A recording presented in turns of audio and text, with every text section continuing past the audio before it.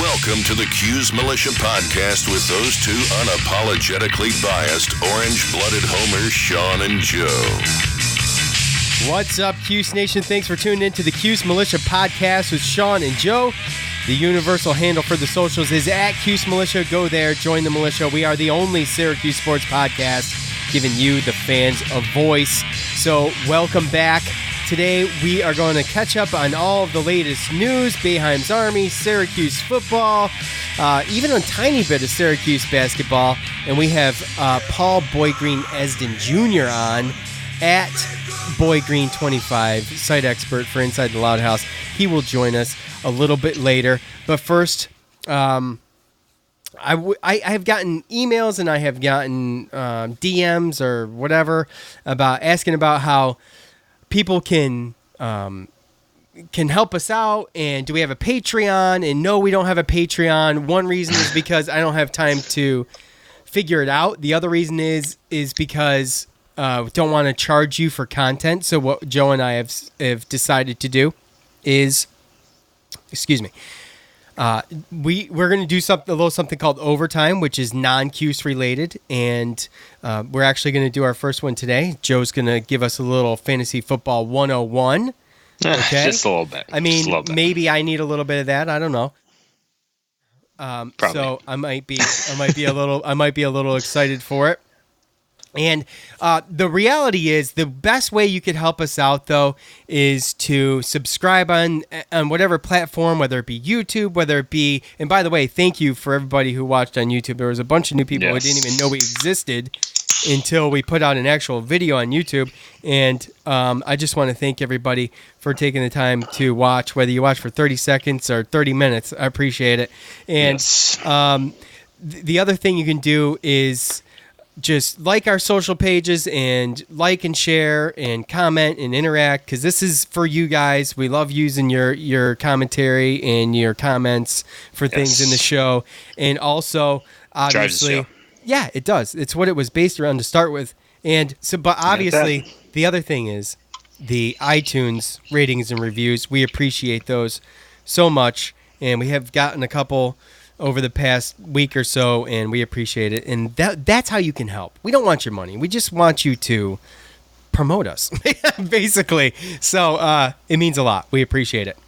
Yes. So before we get into the show, we got to hear from the good folks over at SeatGeek. SeatGeek, what their app does is it scans the web for the best deals to your favorite game, concert, or whatever you're trying to do. And it'll rate them on a scale from 0 to 10, and it'll let you know if you're getting the best bang for your buck.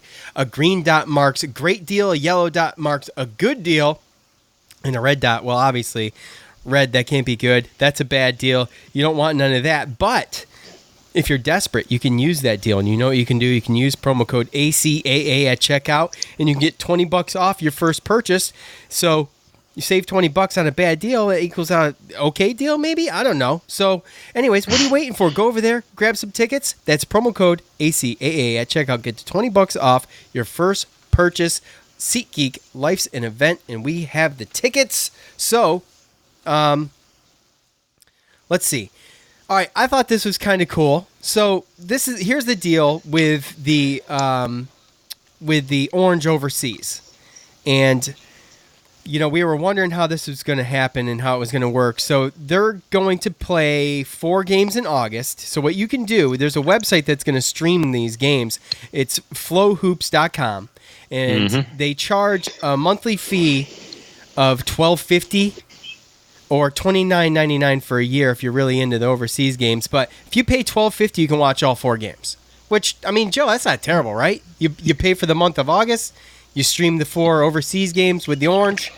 Right, no, yeah, not bad. I do believe, actually, if I can remember, back when Tyler Ennis was a freshman and they did the Canadian tour, I believe it was the same way. Was you it? Had to get some type of you had to get some type of monthly subscription to some. I don't know if it was Cuse TV or if it was something else, but you had to get that subscription or pay for the games to watch them to stream.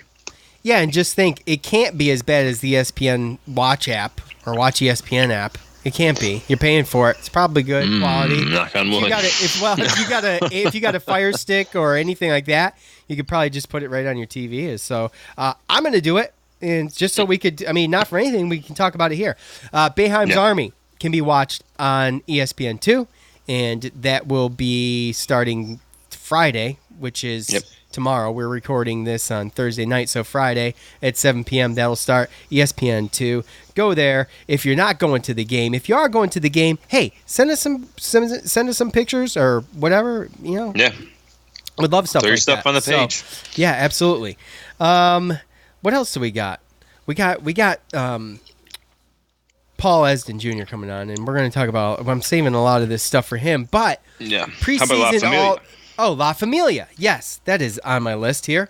La Familia. So, kind of featured Mo Neal.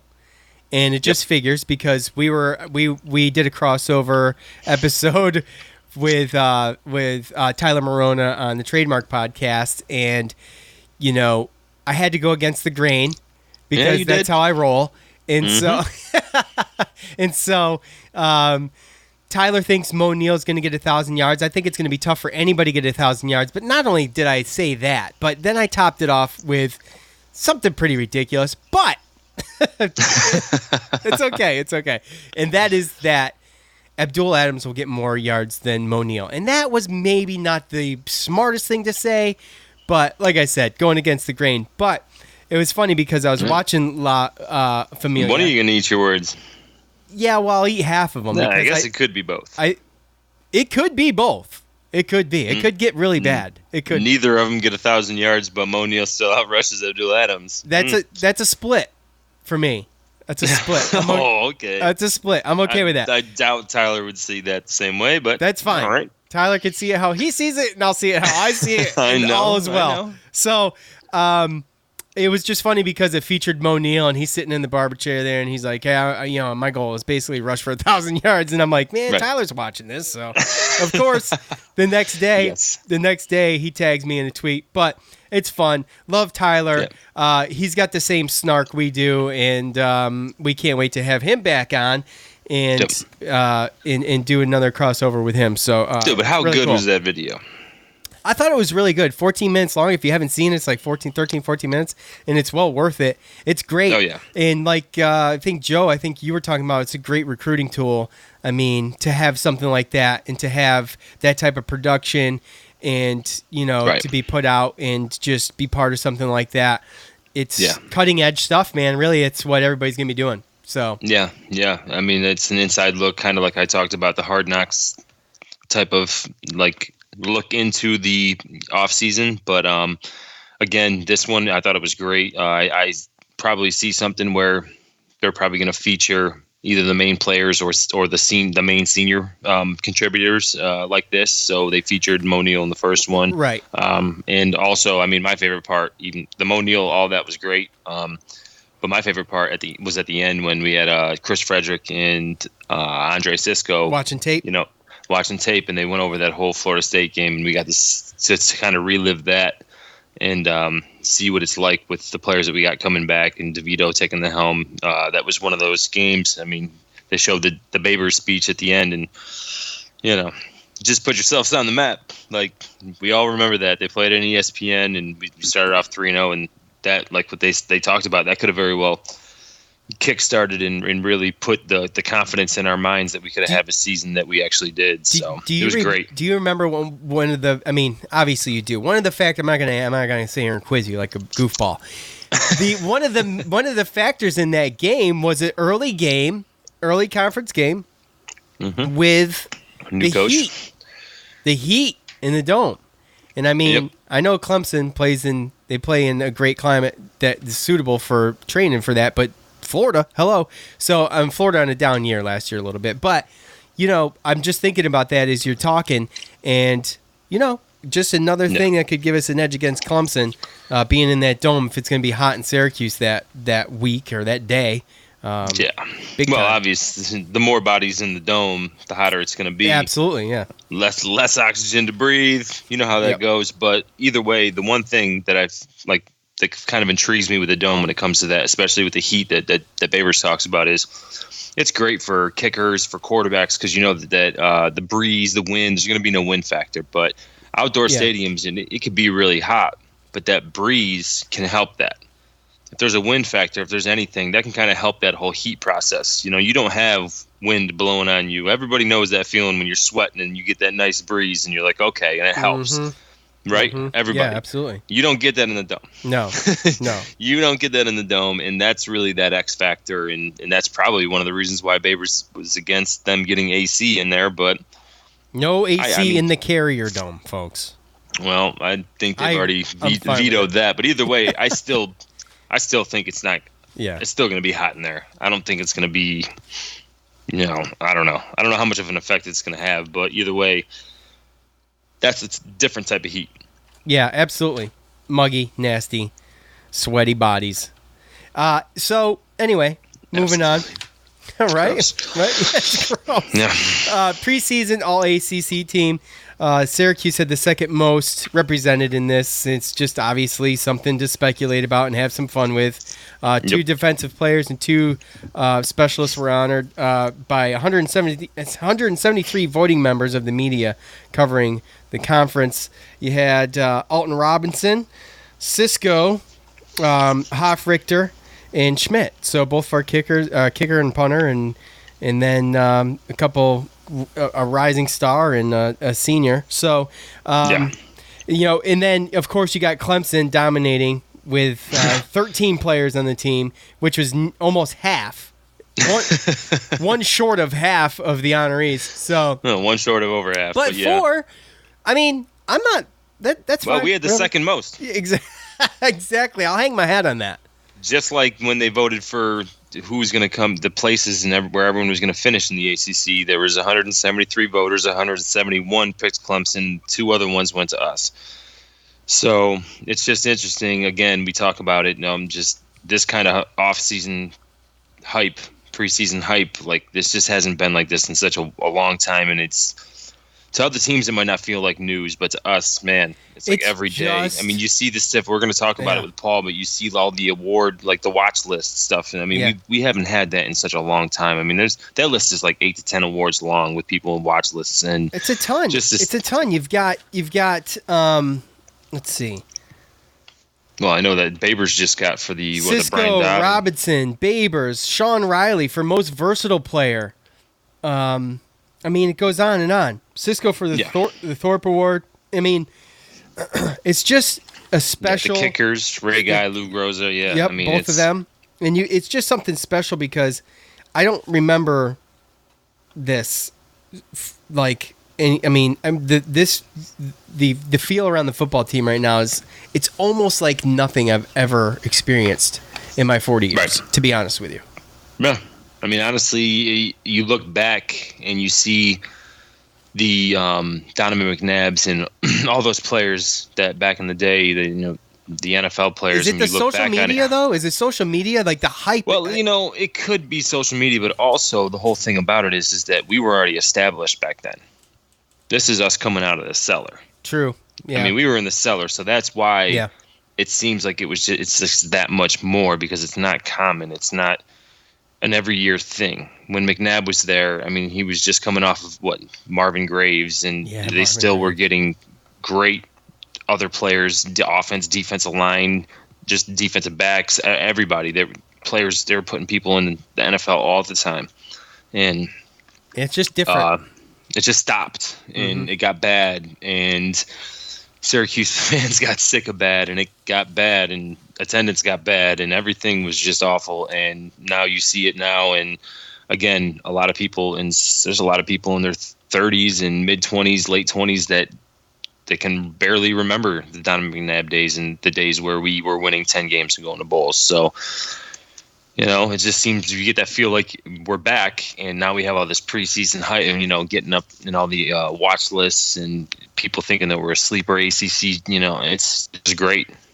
Yeah, it's just great. Absolutely. And I mean, really, speaking of which, you've got the Syracuse was picked to finish second in the ACC. Another just prediction, something to have fun with. Clemson, obviously, at number 1. And they won the division the past 4 years, and they're the favorite, obviously, to win the 5th straight time. They racked up 171 of 173 votes. Guess who got the other 2 votes for first place? Syracuse. It was us. So they were picked. And that's what it was last year. Yeah. If we had the Orange Bowl available last year, we probably would have been in the Orange Bowl instead of the Camping World Bowl. Yeah, I mean, how awesome is that? Well, let's just hope that we repeat from next. I mean, obviously, I'd love to beat Clemson and everything, and obviously win the ACC. But at least we know that if at minimum what happened last year is what happens, and we end up being the second place team, ranked wise and record wise in our conference, that we could still be playing in a New Year's Day bowl, which is something we haven't done in a real long time. Yeah, FSU was 3rd, NC State 4th, BC 5th, Wake Forest 6th, Louisville 7th. Coastal was, so they got Virginia going against, basically they got Virginia going against Clemson. For the ACC championship. 2nd in the Coastal, Miami. 3rd, Virginia Tech. 4th, Pitt. 5th, Duke. 6th, UNC. 7th, Georgia Tech. So, there you go. Yep. Are we ready to bring Paul on? We're ready to go? Yeah.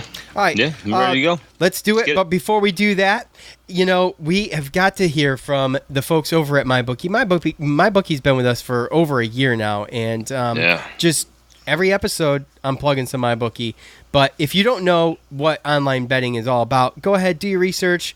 If you know what it's about, then you know what to expect. Why not go to MyBookie? Give them a shot. I know it's hard to believe, but football is almost back. The NFL preseason kicks off with the Hall of Fame game on August 1st, and as soon as we'll have that, I mean, it's going to be regular season, and it's going to be college football, and I mean, that means it's time to make an account at the best sports book known to man. That's right, I'm talking about MyBookie. Sports betting is exploding in popularity.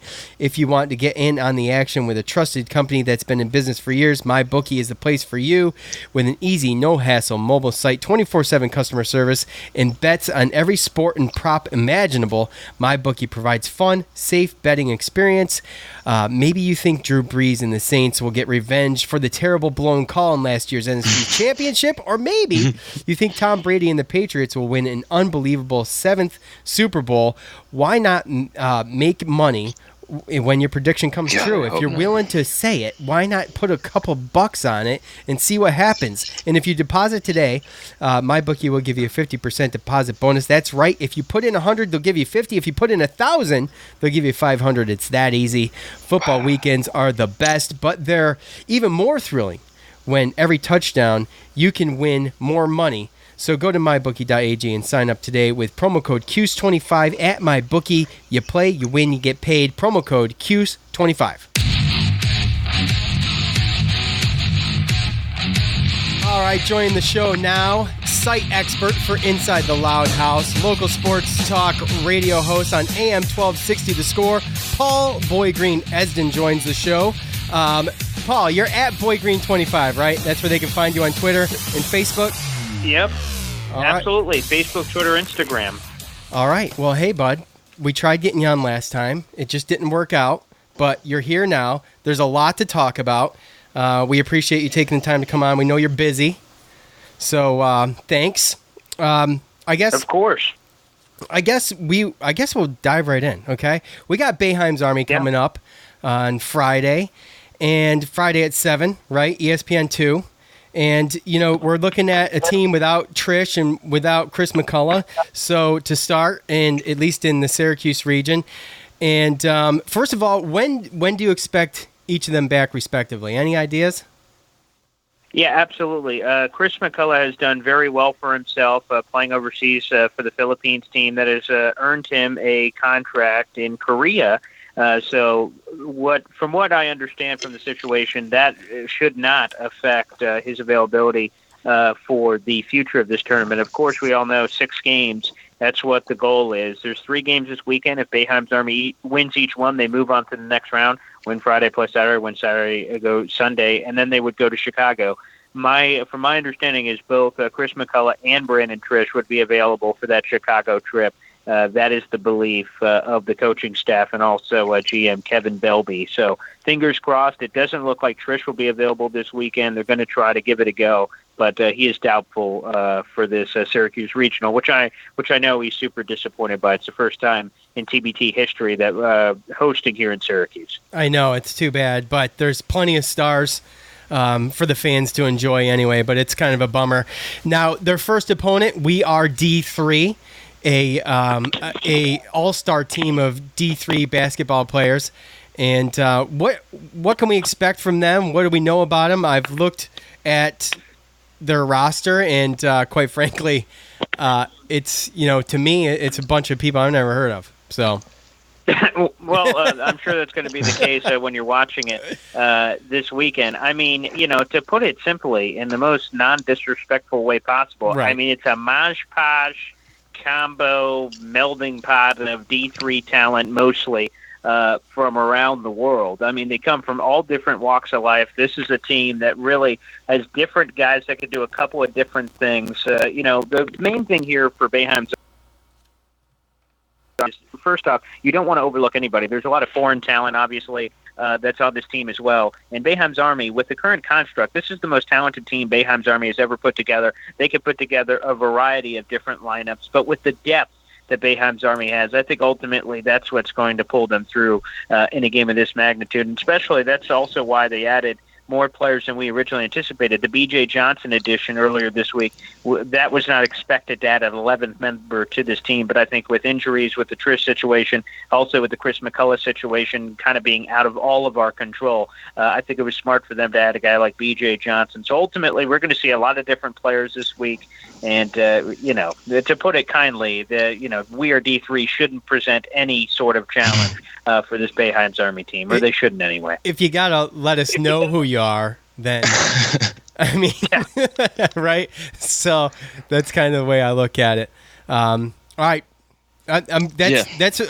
we may come back to the Boeheim's Army thing, but we could to kind of shift gears a little bit, Paul. Full disclosure, I am a New York Giants fan. No judging.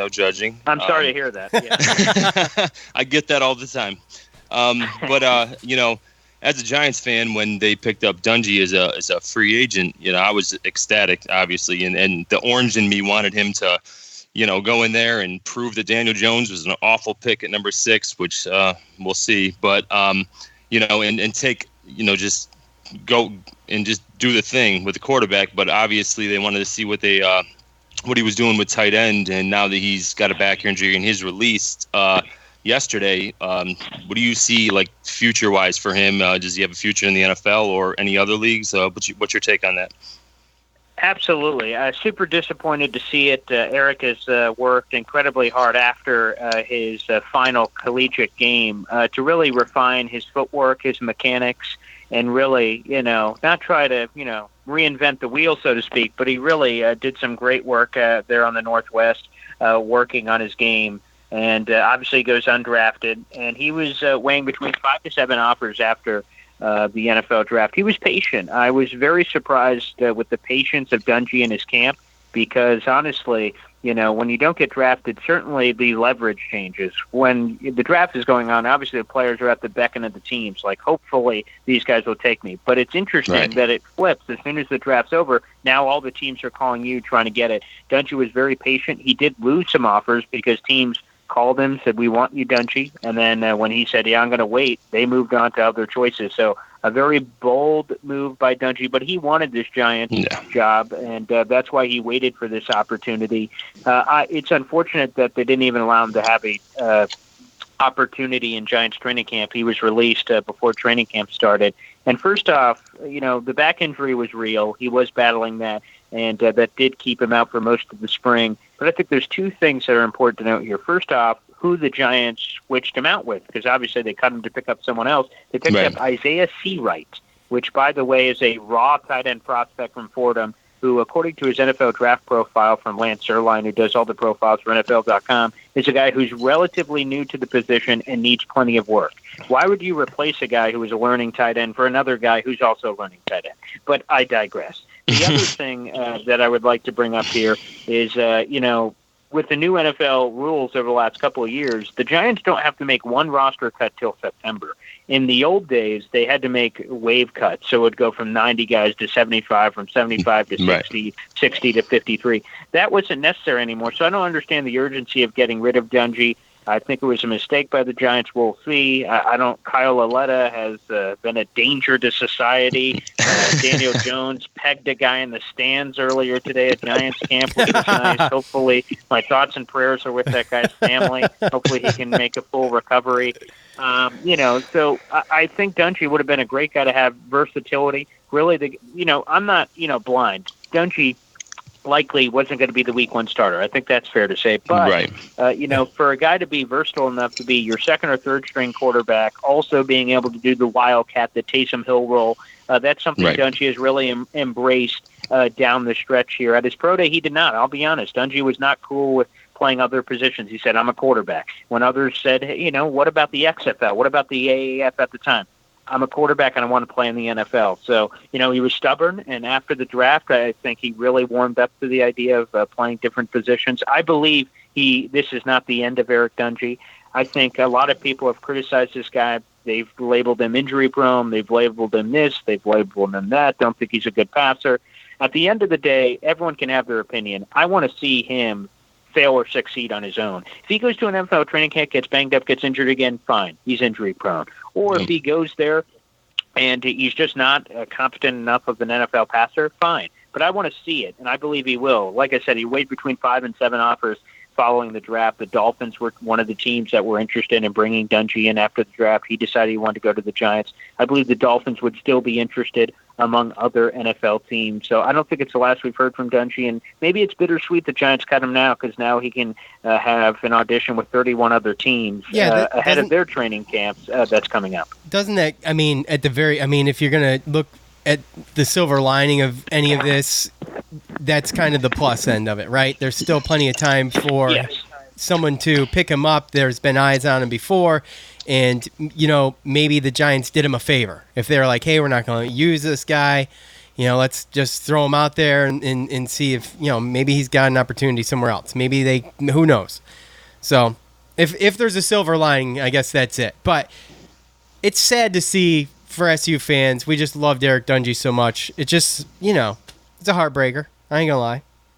Yeah, it is. On the surface, one of the, and again, buckle your seatbelt, Syracuse fans who are listening in, but one of the best quarterbacks we've ever seen in program history when you look at the stats and the impact. Mm-hmm. I know a lot of people want to hesitate to put him in the Donovan McNabb, Don McPherson, and all these other company, but, look at the stats. They speak for themselves. And I think it's hard from an optics standpoint to see one of the program's best quarterbacks get cut and can't even make a 90-man roster on the Giants. And right now, currently in the NFL, there's 2,880 players. That's 90 players per team, 90 times 32. And the fact that your best quarterback, arguably maybe you've ever had in history, can't be one of 3,000 players, that's a hard pill to swallow. So we need to see if another NFL team will scoop him up. If they don't, I think that's going to be a gut punch for Syracuse fans. If they do, I think he'll have an opportunity to fulfill his NFL dreams.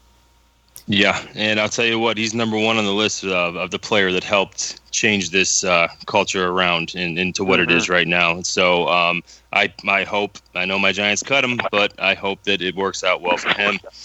So, but to stay on the subject of our Syracuse football, me and Sean, we recently had a crossover podcast with Tyler Morona, his trademark podcast, and we talked quite a bit. Yeah, they're great. Yes, he's great. We talked quite a bit about position battles and what we're looking forward to in this offseason camp. So kind of wanted to get your opinion on that since we talked plenty about it. But what position battles are you looking forward to? And also, do you have a sleeper, some guy that maybe some people aren't looking at right now that could kind of sprout up and take a starting spot from somebody? Absolutely. There's several that stand out to me in my mind. First off, if you go to running back, many people just assume Abdul Adams, the Oklahoma transfer, is going to come in and dominate, and that could very well happen. But the thing I would like to say is I believe Syracuse is one of the deepest backfields in the country. Mo Neal nearly ran for 1,000 yards, and you saw in the La Familia series, the Hard Knocks version for Syracuse, you got kind of an insight to Mo. He picked 21. He idolized LaDainian Tomlinson. Again, 1,000 yards is the benchmark for running backs. No running back since 2012 has been able to accomplish that basic feat. So Mo Neal's there, Abdul Adams. I love Jawar Jordan. He was absolutely phenomenal in the spring game. And when you look at the running backs on the roster, there's a lot of running backs on this roster, and they basically kind of all look the same. All of them are like 5'11" and 200 pounds.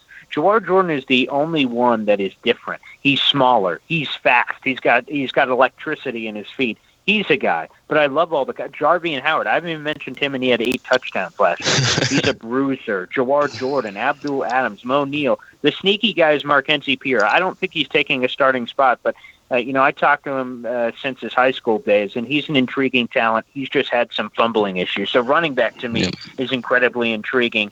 Dino has always wanted a guy to step up and be the bell cow, but just over the years, no one has stepped up to the plate. So he's just kind of, settled for the committee approach. And then obviously the other position is linebacker, and it's basically, kind of a philosophy decision for Dino Babers. If you look historically, he prefers experience, and maybe not experience in terms of reps on the field, but experience in terms of standing. If he continues that tradition, again, Zaire Franklin, Paris Bennett, last year Kylan Whitner, Ryan Guthrie, if he continues that trend, the two guys look to be Andrew Armstrong and Lakeem Williams. And I think the important thing to note here with Lakeem, and he's the guy I expect to break out and take one of these spots, is Lakeem was a JUCO. So his first year, he's kind of learning. He's trying to find out where the bathroom is, for Pete's sake, let alone try to figure out what defensive plays he's supposed to be running and being the center of that defense. So I think his first year, it was a learning process. Now this year, now that he's had some time to, learn the playbook, understand Syracuse football, I think he could take one of those spots. And look no further, Ryan Guthrie last year was in the same position. He came over from a community college. His first year with Syracuse was 2 years ago. He really struggled. He played in every game, but I think he only registered like 11 tackles on the season. Then he became second team All-ACC last year. I think Lakeem Williams has that floor, and I think he could be even better than that for the Orange. And just a last nugget here, I know I'm rambling here, but the younger guys on the roster, Michael Jones and Lee Koba, they're 2 4-star guys who are coming in here. Now, I think it's important not to just hand people things because of their rating, but having that kind of talent here at Syracuse is something that Syracuse hasn't had in a long time. These guys could be the next star tandem linebackers and maybe can end the nonsense. 3 years in a row, Syracuse had to replace their starting linebacking core. If if they go Andrew Armstrong and Lakeem Williams, then it will be another year next year replacing him because both of those players are seniors. But I think bright futures for Michael Jones and Lee Koba as well. Absolutely. And just to go back to the running backs real quick, I got one more thing, but I have to ask you a quick question. Do you see a 1,000-yard rusher this season? I have to know. This is very important. As a former running back, I've probably ranted about this 300 times on my radio show because, Syracuse University prides itself on number 44. We're talking Floyd Littles, Ernie Davises, Jim Brown, all of these legendary, Larry Zonka, Hall of Fame running backs that we've had in history. And the absolute basic benchmark you expect from a university is 1,000 yards. And since 2012, Jerome Smith, 7 years. It's almost been a decade, for God's sakes. Yep. Can they get it this year? Initially, I'll tell you, at the beginning of the offseason, I said, hell yeah, Abdul Adams, Mo Neal, God, somebody's got to. But the problem is what right? I just said, is all that depth. Yeah. It concerns me. I'm like, well, Mo's going to get some run. Abdul's going to get some run. Jawar's going to. Jarvian. You could have 4 or 5 guys have 600-700 yards apiece. That may be biting a bit more than we could chew here, but still, I think all these guys, unfortunately, may take reps from each other, and we may be talking about this again next year on this podcast. Last thing, I know you got to go. You're pressed for time, but you did put out the Man-Child show with Boy Green. That's you. Yes. Put out a poll earlier today, presented by At Home Team Pub, that's in Liverpool, right? Yes. It's in Liverpool. It's our official sports bar in the morning show. Yep. Oh, there you go. Nice. Which Cuse football player has the best chance to win an award this season? There's just a plethora of awards, and they're still coming in. We could go through them, but you've got Schmidt for the Lou Groza, Hoffrichter for the Ray Guy, Cisco for the Jim Thorpe, and then Alton for, what is this? What is this last one? The Nagurski. Oh, okay. Nagurski, yeah. Okay. You can add the coach to that list, too.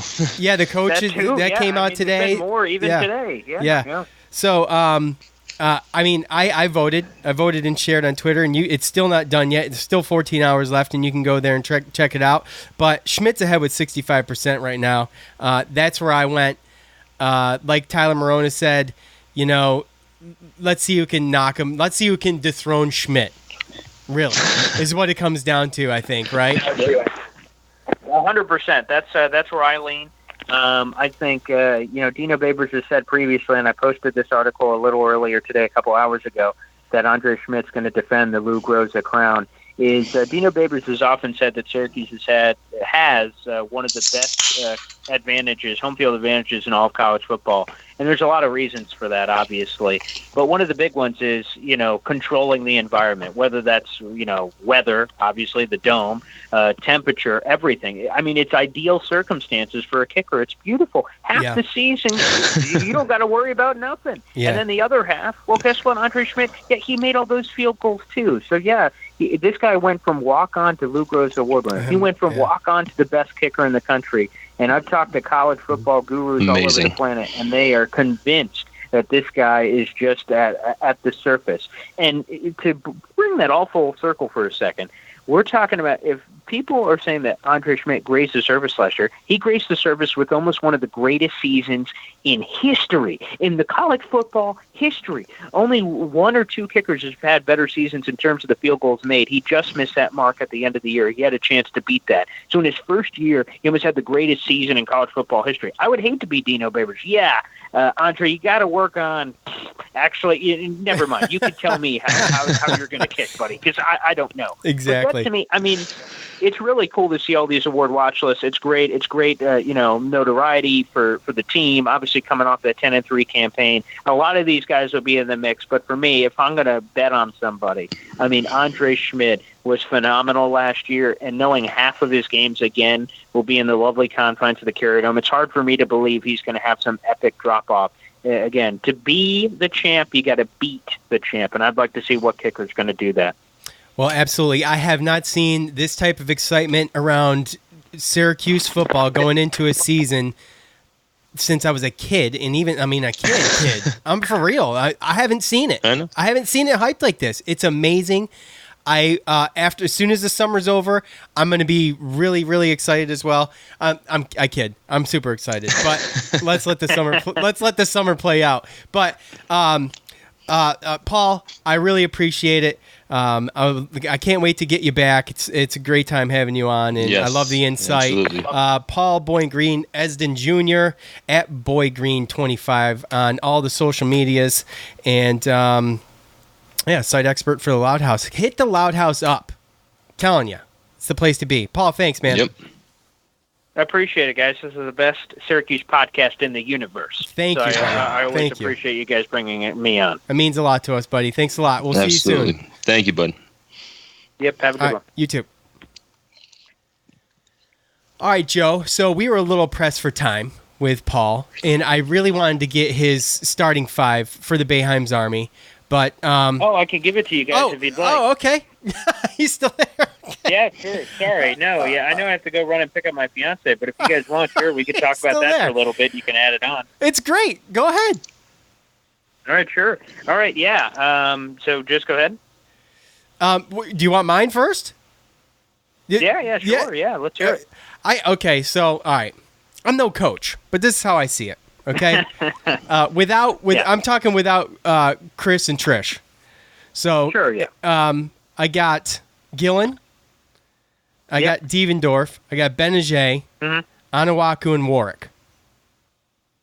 Oof, we're close. Okay, we're close. What do you got? I've got Crawford. I've got Devo. I've got Andrew White, Benajay, Orense, Anawaku. But I understand. I have Gillen as like my sixth man, so to speak. Again, I'm not a coach, but Crawford or Gillen, I could see at the point. You got Devo, you got Andrew White. I got to put him in there. I know he's a late addition, but I just think, man, he is nasty. But I could also understand, I'm playing a little small ball here, but I can understand plugging in Hakeem work too. I mean, the thing for me is this is a video game. I feel like no matter what roster lineup I'm shaking here on the Magic 8 Ball, I'm feeling pretty good about it. So, yeah, I mean, that's mine. I want to get Andrew White in there. But again, you can go Crawford or Gillen up top. I just love the possibility. Like, Andrew White is versatile as hell. Benajay is versatile as hell. And then Arinze down low. Oh, God. This is going to be good. I hope they live up to the hype, man. It's a tough decision. It really is. It is. Oh, yeah. So, and the thing is I don't even have a starting five because I know hopefully that we're going to be playing – I don't know, but hopefully we'll be playing 3 days in a row, 3 games in a row, in which we're going to be seeing a whole lot of everybody. So that's right. Absolutely. It's going to be great. 11 guys on the roster, 9 will play to start out, and I can't wait. You want to talk about something I can't wait for? It's Friday at 7 o'clock, ESPN 2. That's what I'm excited about. Yes, sir. Summer ball. That's right, man. All right, Paul. Fantastic. Thanks for the bonus time, buddy. I appreciate that. Absolutely. Of course, yeah, guys. Anytime. Let me know. Anytime, man. All right, man. You take care. Sir. All right, you guys too. All right, later. All right, it is always great having Paul on, and we're going to try to have him on as much as possible. I just love his insight, and I love Inside the Loud House. I don't mean to gush over it, but anyway, Joe, is there anything else you want to add to anything he said, or to just cap anything off? Whatever. No, like you said, it's always great having Paul. He's got great insight, great insider information. One thing I wanted to talk about when he was talking about the position battles was when he brought up the linebackers. I'm talking about Mikel Jones and Lee Pogba. There's another guy there, Jeff Kenton, as well, that's from Canada. And I believe in watching the tape and everything, it kind of reminded me of the Zaire Franklin, Jonathan Thomas, Paris Bennett class, and they were starters for like 3 years, at least a couple of them. So this set of linebackers I'm really excited about, albeit they might not start this year, but it's something to definitely look forward to the next couple of years in that linebacker slot, and it's looking like we're going to be set up to have some solid starters for a couple of years instead of playing musical chairs every year. So, well, that would be nice after the past 2 years, but we got it put together last year. I mean, Dino Babers did what he did with it, and I think the guys were successful. And we talked a little, and Paul touched on that a little bit with Guthrie and stuff. So, I mean, you don't know. Oh yeah, you never know. But again, it's always when you go into camp and you go into the season, it's always nice to see the starters coming back. Oh, absolutely. So whenever that's what it's all about, a position has to be replaced, there's always a question mark, and you just hope that you got the depth there. So seeing these young players, seeing Mikel Jones break the 2 deep as linebacker behind Andrew Armstrong, just seeing something like that early, it just gives me hope that we can bring some security to that position, instead of just wondering every year, basically. I mean, I just feel like it's stacked. I feel like, we worry about the linebackers, but you look at cornerbacks and stuff like that. I feel like it's stacked, man. I don't know. Is it me? I mean, on paper, it looks like it, especially when you look at the edge rushers that we're bringing back in the secondary that we're bringing back. But when we did talk about it, and I talked to you about it yesterday, when it came to yards and scoring, we weren't the greatest as far as defenses last year. We still gave up big plays. And really what saved us was timely sacks and turnovers. We bent but didn't break. And that was it. That's definitely a good sign of a good defense. The pressure on the quarterback was huge last year. Oh, yeah. And in 100%. that Clemson game, too, taking out their quarterback again for the second year in a row. It was huge. In the Florida State game, I mean, that was Francois didn't even want help up by his teammates. I mean, it was so bad. He got pounded that game. Oh, so, I mean, again, you just hope that we can duplicate that, but even be better and maybe allow less big plays, less yards, less points with the returning starters that we have and the depth that we have. And again, it's going to be musical chairs with the linebackers. But like what Paul said, Andrew Armstrong, he's going to be the senior, and he's been there for a little while, and he's definitely been a contributor who's came in and made plays. I mean, you look at the interception he had to basically win the game against NC State in the Dome last year. Mm-hmm. He's made big plays. So we definitely have guys that we can rely on that we've seen before, but you're always intrigued by the young guys too. So yeah, it's always just exciting to see what they can do. Is that wrap it up? Are we ready for overtime? Anything else?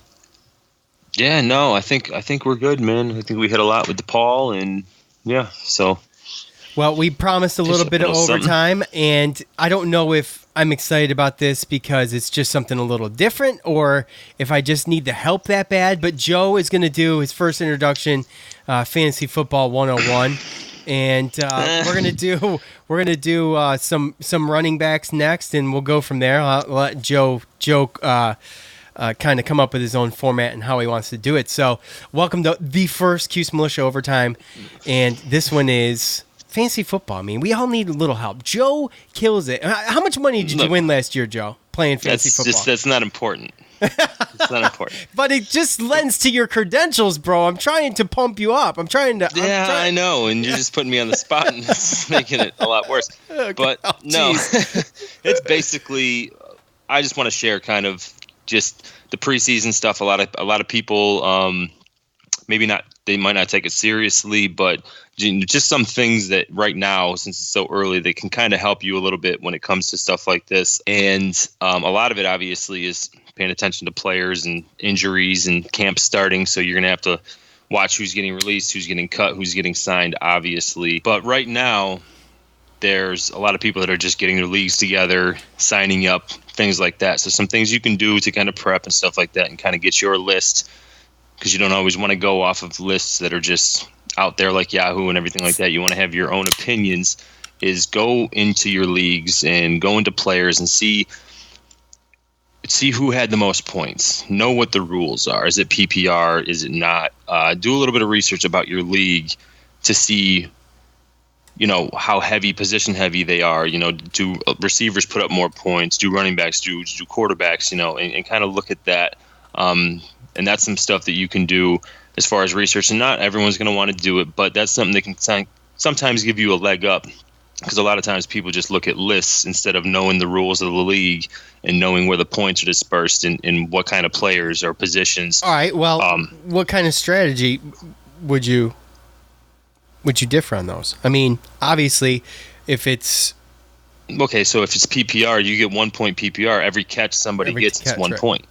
Right. So you can sometimes what I do in my leagues is I kind of make sure I get one good, definite starting running back, but because of PPR, you can always get those third down backs, Duke Johnsons of the world, Darren Sproles for a little while there, Danny Woodhead for a little while was a great one, James White for New England. So you can get away with getting those running backs that catch a lot of balls out of the backfield but might not get a lot of carries, and it eventually kind of adds up. Get 4 or 5 catches, that's 5 points at all those yards. And sometimes, so you can go receiver heavy, get those number 1, number 2 receivers and some good offenses locked down. And, a lot of times that's kind of what you look at with PPR. Now, if you don't have PPR, then it changes to how many carries, how many yards do you get? So something like that kind of changes your strategy when it comes to drafting, whether it's PPR or where the points are dispersed. And there's many leagues that have wacky point systems and everything like that. I play in a league that's got individual defensive players. So you got to look at your leagues and you got to see where the value is. And then probably my the final thing that I'd probably add is just to listen to podcasts. I know I listen to a podcast on ESPN. It's got, Matthew Berry and those guys, which I know some people think are annoying, but Fantasy Football Focus, once the camps start, they start going through all the divisions and they do episodes on these teams, and they go through and they kind of tell you who on the team is going to have fantasy value worth. And that's kind of where you can learn the players, where new players got picked up and moved, and really where the targets and the depth of these certain players are going to be. So they let you know the people to look for, and also there's podcasts out there as well. I've listened to a couple random, they're all over the place, whichever platform you choose to look, and just listen to some, if it's position, if it's this, if it's that. And how well does the list, the player position list from like ESPN, I mean, how heavy do you rely on one of those 1 through 100 type yeah, I mean list?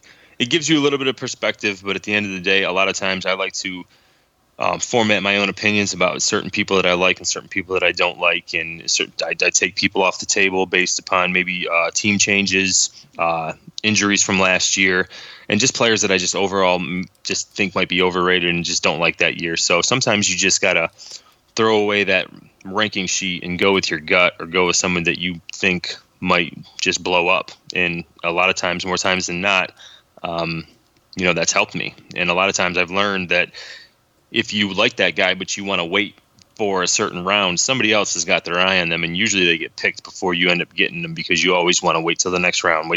He's my sleeper. So my advice is to go out and get your guys. So. Okay. Well, we will get more specific next time with the guys. Yes. In the overtime, the fantasy football overtime. Joe loves talking fantasy football. He's he's tried to help me out. He's tried to help me out. But I've already done my draft the past couple of years. He's tried to help me. He's tried to help me rework my roster, basically. The damage was done. Going through free agents. So, anyway, listen, I want to thank SeatGeek. I want to thank MyBookie. Of course, I want to thank Paul for coming on. And I want to thank all of you. You guys are freaking awesome. Thanks for watching. We put out the video on YouTube, and it just did way better than I ever expected it to do. And I want to do more of those. But I knew this episode was going to be long, and it's a lot of work to do that. So look for more of those, though. We are going to do them, no doubt about it. So thanks to all of you. For Joe, I'm Sean. We're out. Peace. Thanks for listening to the Cuse Militia Podcast, the fan's voice with Sean and Joe.